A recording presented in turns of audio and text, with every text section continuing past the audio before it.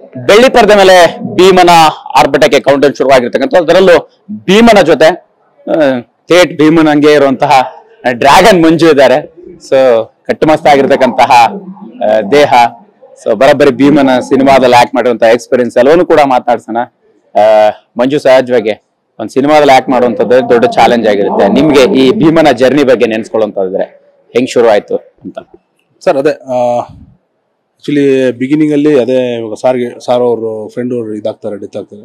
So ಅಲ್ಲಿ ನಾವು meet ಆಗ್ತೀವಿ, ಸಾರ್ ಮೀಟ್ ಆಗ್ತೀವಿ. ಅದಕ್ಕಿಂತ ಬಿಫೋರು ಮಾಸಿಗುಡಿ ಫಿಲಮಲ್ಲಿ ಇರ್ತೀವಿ. ಸೊ ಹಂಗಾಗಿ ಅದಾದ್ಮೇಲೆ ತುಂಬಾ ಗ್ಯಾಪ್ ಸಿಗುತ್ತೆ ನಮಗೆ.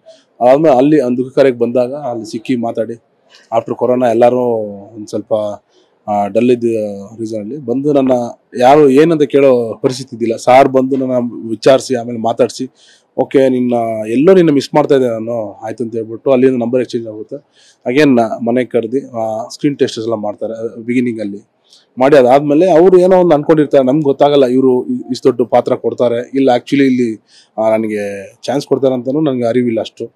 ಸೊ ಹಂಗಾಗಿ ಅಲ್ಲಿಂದ ನಂದು ಶುರುವಾಯ್ತು ಸರ್. ಅಲ್ಲಿಂದ ಅವರು ಆಫ್ಟರ್ ಥರ್ಡ್ ಡೇ ಒಂದು 2 ದಿವಸ 3 ದಿವಸ ನಮ್ಮದು ಸ್ಕ್ರೀನ್ ಟೆಸ್ಟು ಮತ್ತೆ ಏನೇ ಇರ್ತಾರೆ, ಫೋಟೋಸ್ ಇರ್ತಾರೆ. ಅದಾದ್ಮೇಲೆ 3ನೇ ದಿವಸ ಕನ್ಫರ್ಮ್ ಮಾಡ್ತಾರೆ, ಮಂಜು ನೀನು ಈ ಥರ ಆಕ್ಟ್ ಮಾಡ್ತಾ ಇದೀಯಾ. ಸರ್ಪ್ರೈಸ್ ಮಾಡಿದ್ರು ನನಗೆ. ಎಸ್ ಸರ್, ಸಹಜವಾಗಿ ಅಂದ್ರೆ ವಿಜಯ್ ಸರ್ ಜೊತೆಗೆ ಸಣ್ಸಾಡೋದು ಅಂತಂದ್ರೆ ಒಂದು ತುಂಬಾ ದೊಡ್ಡ ಆಪರ್ಚುನಿಟಿ. ನಿಮ್ಗೆ ಅಂದ್ರೆ ಮುಂಚೆ ಸಿನಿಮಾದ ನಂಟಿನ ಬಗ್ಗೆ ಹೇಳುವಂತಂದ್ರೆ ಯಾವ ಸಿನಿಮಾಗಳಲ್ಲಿ ನೀವು ಆಕ್ಟ್ ಮಾಡಿರುವಂತದ್ದು, ಆ ಜರ್ನಿಗಿಂತ ಇದು ಎಷ್ಟು ಡಿಫ್ರೆಂಟ್ ಆಗಿದೆ ಅನ್ನೋದು? ಹಾಂ ಸರ್, ಅದೇ ಮಾಸಿಗುಡಿಯಲ್ಲಿ ಒಂದು ಫೈಟ್ ಇತ್ತು, ಸ್ಟಾರ್ಟಿಂಗ್ ಫೈಟ್ ಅಲ್ಲಿ ಒಂದಿತ್ತು. ಅದು ಅಷ್ಟು ನಮಗೆ ಸ್ಕ್ರೀನ್ ಬಗ್ಗೆ ಅರಿವಿದ್ದಿಲ್ಲ. ಒಂದು ಫೈಟ್ ಅಷ್ಟೇ, ಅದರಲ್ಲಿ ಒಂದು ಫೈಟಿಂಗ್ ಸೀಕ್ವೆನ್ಸ್ ಅಲ್ಲಿಗೆ ಫಿನಿಶ್ ಆಗುತ್ತೆ. ಅದಾದ್ಮೇಲೆ ತದನಂತರ ಇದು ಬಂದ್ಬಿಟ್ಟು ಒಂದು ದೊಡ್ಡ ಕ್ಯಾಮ್ರಾ ಮುಂದೆ ನಿಂತ್ಕೊಂಡು ನಮ್ಮ ಮುಖಭಾವನೆಗಳನ್ನು ಎಕ್ಸ್ಪ್ರೆಸ್ ಮಾಡಿ ಆಕ್ಟ್ ಮಾಡೋದನ್ನೋದು ದೊಡ್ಡ ವಿಷಯ. ಸೊ ಅದಕ್ಕೂ ಇದಕ್ಕೂ ತುಂಬಾ ಡಿಫ್ರೆನ್ಸ್ ಅನ್ಸುತ್ತೆ. ಮತ್ತೆ ಇದಕ್ಕೆ ಏನ್ ತಯಾರಿ ಬೇಕೋ ಅದನ್ನ ಆಲ್ಮೋಸ್ಟ್ 2-3 ಮಂತ್ಸ್ ಸಾರ್ ಮನೆಯಲ್ಲೇ ನನಗೆ ತಯಾರಿ ಮಾಡಿ ಅದಾದ್ಮೇಲೆ ನನಗೆ ಸ್ಕ್ರೀನ್ ಮುಂದೆ ನಿಲ್ಸೋದು ಸರ್. ಟೈಟ್ಲು ಭೀಮಾ ಅನ್ನುವಂಥದ್ದು. ಸೊ ಒಂದು ಪವರ್ಫುಲ್ ಸಿನಿಮಾ ಅನ್ನುವಂಥ ರೀತಿಯಲ್ಲಿ ರೆಪ್ರೆಸೆಂಟ್ ಆಗಿರ್ತಕ್ಕಂಥದ್ದು.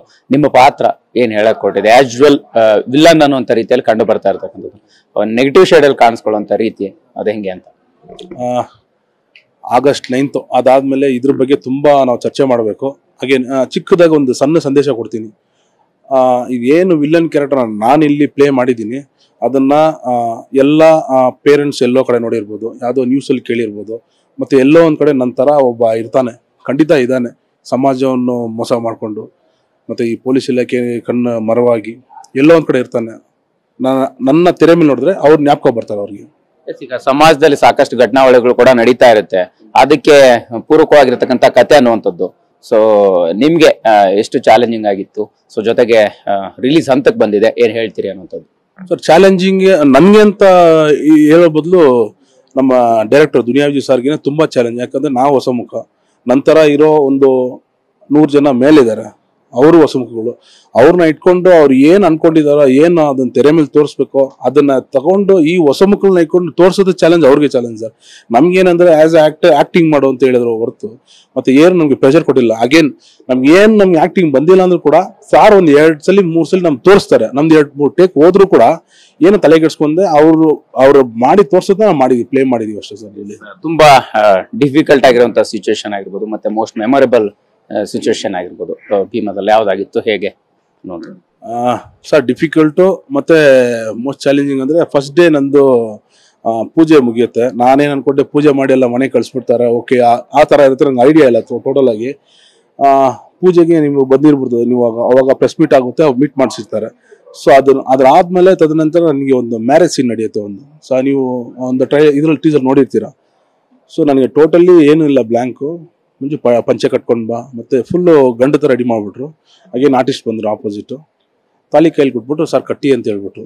ಸೊ ಇಲ್ಲೇ ನಾನು ಶಾಕ್ ಆಗಿ ನಿಂತಿದ್ದು, ನಂಗೊಂದು ಒಂಥರ ಆಗ್ಬಿಟ್ಟು ನನಗೆ. ಯಾಕಂದ್ರೆ ಬಿಗಿನಿಂಗ್ಗೆ ಬಂದ್ಬಿಟ್ಟು ಒಂದು ಶುಭ ಸಂಭವದಿಂದ ಸ್ಟಾರ್ಟ್ ಮಾಡಿದ್ರು ಸರ್. ಸೊ ಅದನ್ನ ಮರೆಯಕ್ಕಾಗಲ್ಲ ಟೋಟಲಿ. ಫೈನಲಿ ಜನರ ಮುಂದೆ ಬರ್ತಾ ಇದ್ದಾರೆ ಭೀಮಾ. ಸೊ ಏನ್ ಹೇಳಕ್ ಇಷ್ಟಪಡ್ತೀರಾ? ಜನರ ಮುಂದೆ ನಾವು ಜನಸಾಮಾನ್ಯರಾಗಿ, ನಿಮ್ಮ ಮನೆ ಮಕ್ಕಳಾಗಿ, ಅಣ್ಣನಾಗಿ, ತಮ್ಮನಾಗಿ, ನಿಮ್ಮ ಮನೆಯಲ್ಲಿ ಒಬ್ಬ ಗೈಡೆನ್ಸ್ ಕೊಡೋ ಒಂದು ದೊಡ್ಡ ಮಗನಾಗಿ ದುನಿಯಾ ವಿಜಯ್ ಸಾರು ಮತ್ತೆ ಅವರ ತಂಡ ನಾವೇನಿದೀವಿ ಎಲ್ಲರೂ ಒಂದು ಒಳ್ಳೆ ಸಂದೇಶ ಹೇಳಕ್ಕೆ ಹೊರಟಿದ್ದೀವಿ.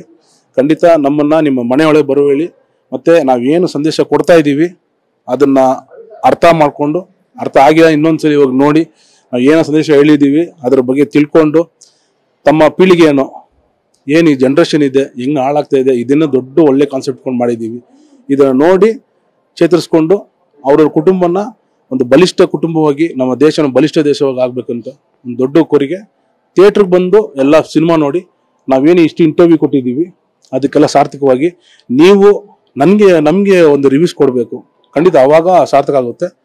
ಸೊ ಅದನ್ನ ಥಿಯೇಟ್ರಿಗೆ ಬಂದು ಎಕ್ಸ್ಪೀರಿಯನ್ಸ್ ಮಾಡಿ ನಮಗೆ ರಿವ್ಯೂ ಕೊಡಿ ಅಂತ ಹೇಳ್ಬಿಟ್ಟು ದೇಶದಲ್ಲಿರೋ ಎಲ್ಲ ಕನ್ನಡಿಗರಿಗೂ ಕೇಳ್ಕೊತಾರೆ ಕೈ ಮುಗಿದಿ. Thank you sir. ಇದಿಷ್ಟು ಭೀಮದ ಖಡಕ್ ವಿಲನ್ ಡ್ರ್ಯಾಗನ್ ಮಂಜು ಅವರ ಮಾತಾಗಿರ್ತಕ್ಕಂಥದ್ದು. ಕ್ಯಾಮ್ರಾ ಪರ್ಸನ್ ಶೇಖರ್ ಜೊತೆ ಮಾಲ್ತೇಶ್ ಜಗ್ಗಿನ್, TV9 ಬೆಂಗಳೂರು.